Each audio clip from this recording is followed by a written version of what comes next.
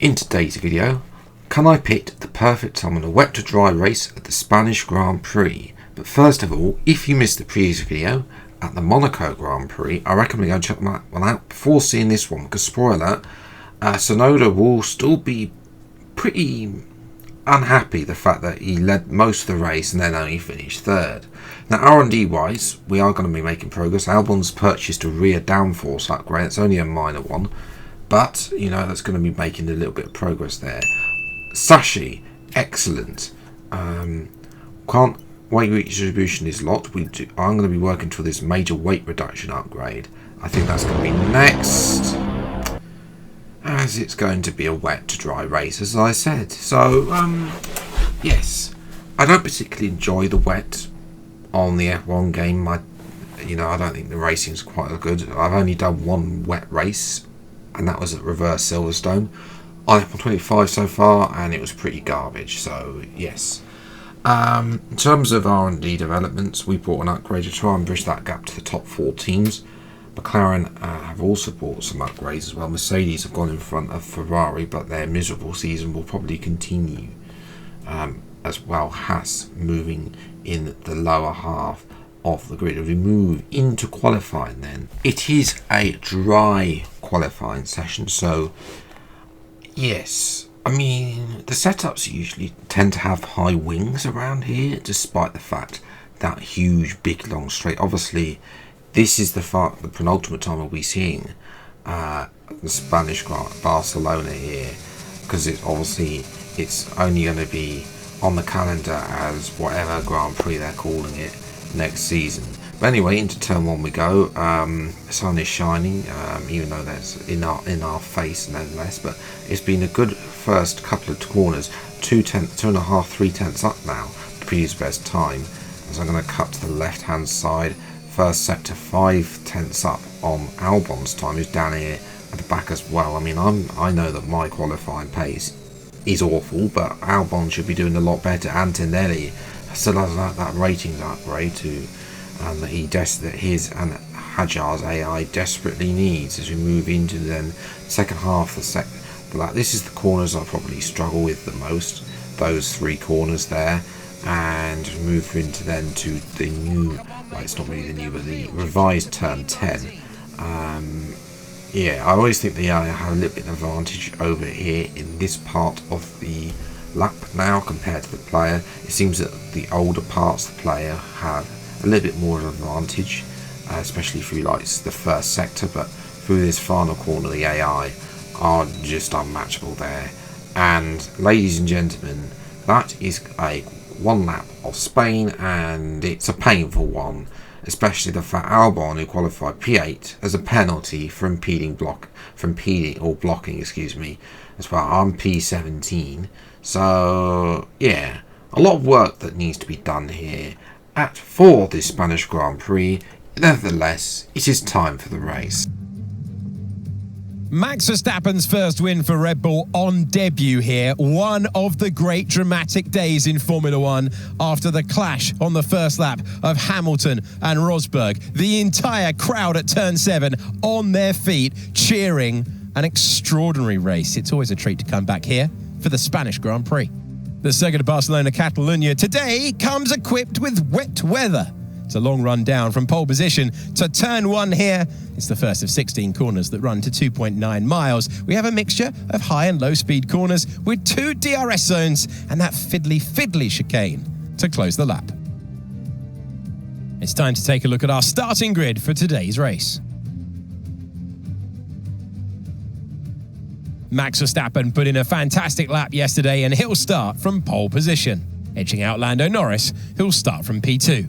As we continue through the rest of the grid today, we have Alonso, Piastri, Pierre Gasly and Lawson, Hülkenberg, Ocon, Stroll and Charles Leclerc, Russell, Hamilton, Alex Albon and Tsunoda, Behrman, Hajar, Phoenix, Gabriel Bortoleto, Doohan and Andrea Kimi Antonelli rounds off the grid. It's almost time for those 5 red lights to go out then. Let's see who can prevail today. Hello everyone, I'm Alex Jakes. Joining me for this one, a real authority on all things four-wheel. Naomi Schiff is alongside me. I love this moment in the weekend. Put us in their shoes right now. What are they feeling on the grid? It's a very special time for the drivers. It's almost like everything around you slows down and you become hyper aware. So your nerves slightly go up, your adrenaline's going up. It's the perfect time to start focusing on your visualizations and preparing for the race. So you want to avoid distractions and really stay cool, calm, and focused. Okay, Mark here, radio check. Check, check, can you hear me? Okay, we had a fantastic result at the last race. Let's try it again here. It's the P17 and it's raining, Mark. I'm not entirely sure if points are actually possible today, but we'll have to wait and see about that. Race strategy is technically a no stop, but I'm probably going to favour the one stop just because of tyre wear on this game. So 5 red lights then for the Spanish Grand Prix. Technically in real life, the final one here at Barcelona. Away we go. And it's an okay start. I mean, the AI, this is post that launch as well. I haven't had a dry start to really test the AI out, but yeah, obviously no OP starts anymore, which is a little bit of a shame. Around the outside, my teammate there, no Sonoda down here as well. Just like in real life, he's not having a great time of it. Up at the front is Sonoda's teammate Max Verstappen, then is fending off Lando Norris. This is for the race lead. You know, Verstappen, of course, unlike in real life, is dominating this career. I'm going to send it on Albon. He needs to get a move on as well. He's not had a great start. He doesn't seem to have great starts, Albon. He's going to come back at me as well. I'm just going to send it on about 3 cars there. Just there. We can't be faffing about with them braking in Monaco. You know, this is we're in Spain, not Monaco as well. But that was a huge dive bomb. I did really wanted to get Hamilton in the end, but that wasn't really the aim. But there we go. Up the road then, they're all squabbling in front between that is Ocon and Gasly and Hulkenberg, all squabbling away behind one of the racing bulls as well. So there's some slower cars ahead that I can catch, hopefully in our better car, and try and get past. But obviously we got a couple of faster cars in the mix as well, the likes of Leclerc, Stroll in the Aston Martin, but I'm going to try and get past Stroll here. He's not making any moves like he usually does, and therefore yeah, I'm just going to send it up down the inside, thank you very much, up to P10 as well. And you know, these intermediate conditions, to be fair, are not too bad. The pace seems to be there or thereabouts. I mean in these early stages where there's no tyre wear as well. But obviously one thing that could be helped trying to limit the damage to the other teams is Leclerc overtaking Gasly, for example, and then he's also going to hopefully overtake Hulkenberg as well. So Leclerc has woken up as well, and hopefully he can get in front of Ocon, and I think that's Lawson as well. So Lewis Hamilton there has got a bit fed up with Lance Stroll and decided to get past him as well, round the outside through the swooping right-hander, and Hamilton has got him as well. I'm trying to catch up to Gasly as well, but also trying to defend for Hamilton. This is not great. Hamilton is yeah, he's getting in. He's being annoying basically. He needs to think about us trying to get both in front of Gasly there, and also Hulkenberg, who's only a couple of seconds up the road. But look at the rear tyres. Rear left is at 19% already. That is going to be a problem. The AI cores have less tyre wear than us, so therefore yeah, here this was a bit close for comfort. Not intention to make contact with Hamilton, but nevertheless contact there was. So move to lap 11. I think it's dry enough, almost dry enough for slick tyres. Look at the rear left now, 39%. But Hamilton has dropped back as well, and I do wonder, you know, even with the AI, you know, I'm on 39%. Maybe they've crossed into the second threshold, into 25% to give that leveling player field. As we're watching, that's Hulkenberg. He's trying to go round the outside here of Liam Lawson. This will be for P6, I think, or something like that. As well as watching Russell now getting involved with Hamilton as well, but him Russell unable to get past his former teammate. Sonoda's come to join there. So Stroll has dropped back, as has Albon and Antonelli. So those three are sort of dropping back. I think it's time for medium tyres to the end. I think that is possibly where I'm going to go. I'll select the mediums here. We're going to box this lap into the pits then. Watch that bollard, because you can take people out. The tyre wear though was awful, and we somehow managed to fail that even though we're coming to the pits. 44% on the rear left. You know, the disparity on that is awful tyre wear. Yes, I don't think it needs to be this savage. And obviously the imbalance between what the player has, because the player has to experience temperatures, the AI do not. Even with only having surface temperatures on, there's still that impact. So it is a bit early. However, ladies and gentlemen, it is going to be the perfect timing, because DRS has just been enabled just as I'm into sector 1. No one else is on slicks. In actual fact, they don't come in for a few laps later, and there's a few hard runners as well. So with 8 laps remaining, I wonder why they've chosen hard tyres. Like, yeah, it is a bit baffling why the AI have chosen hard. I'm going to set the new fastest lap of the race. There's a few medium runners and soft runners. Those who have stopped later, but we're getting towards that period where I think a few of the AI are going to try and wing it out there and try and stay out on the slicks as well. That's Hulkenberg.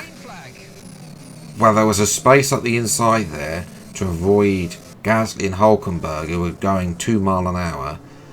I mean, as well, Hulkenberg having a half spin there, you know, and obviously, technically, there's no overtaking, but the FIA viewed that as avoiding action as well. I mean, I'll take all the positions I can get. But yes, Albon and Stroll are the 2 drivers, and I think Ocon as well, that have yet to stop.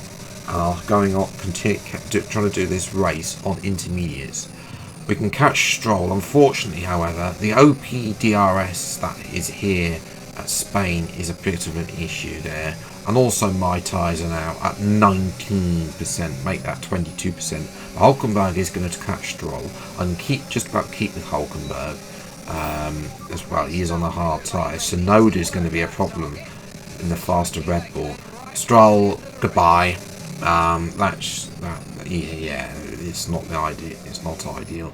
Albon is just up the road too, trying to hang on for some crucial points for him and the team. I'd love to get a double point score, but yeah, just look at this. There's cars. There's about 7 cars there in about trying to all fight over one corner of the track, and Stroll's lost about 3 or 4 positions, as has Hulkenberg. The next lap, we've got Gasly and Tsunoda go past. Seems that 2 cars seem to want to go past. The only way really is to charge the battery, but the problem is they'll get you.